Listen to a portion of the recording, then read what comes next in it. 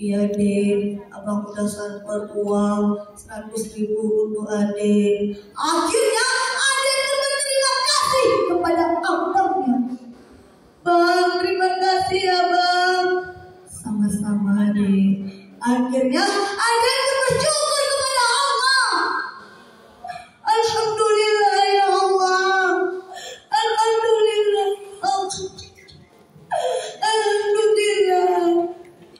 Jadi hasilnya Adik pun dapat uang dan Adik pun dapat pahala. Itu contoh rahmat. Selanjutnya contoh laknat. Ada seorang ayah menelepon kekasihnya. Assalamualaikum sayang.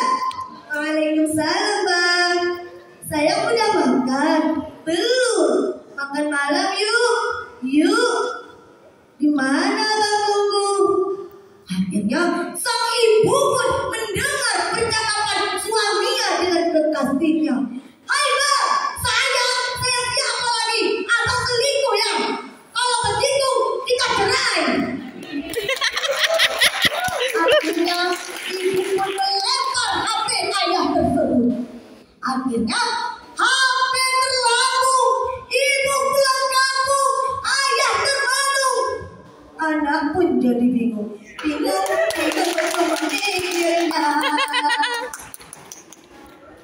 Hadirin dan hadirat yang saya muliakan.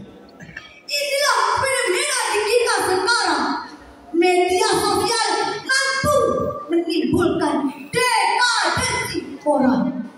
Karena tak mawas diri berkenalan dengan Facebookan, kemudian menjalin hubungan dengan mantan. Tak lama ketahuan, jadilah kemaksiatan.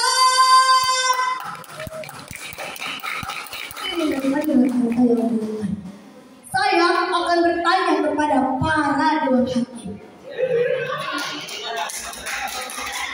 Apa itu bijak? Para dewan hakim, apa itu bijak? Nggak tahu. Baiklah, saya akan menjelaskannya. Bijak itu adalah cerdas, sama dengan cerdik atau fatonah, yaitu sifat Nabi kita Muhammad sallallahu alaihi wasallam.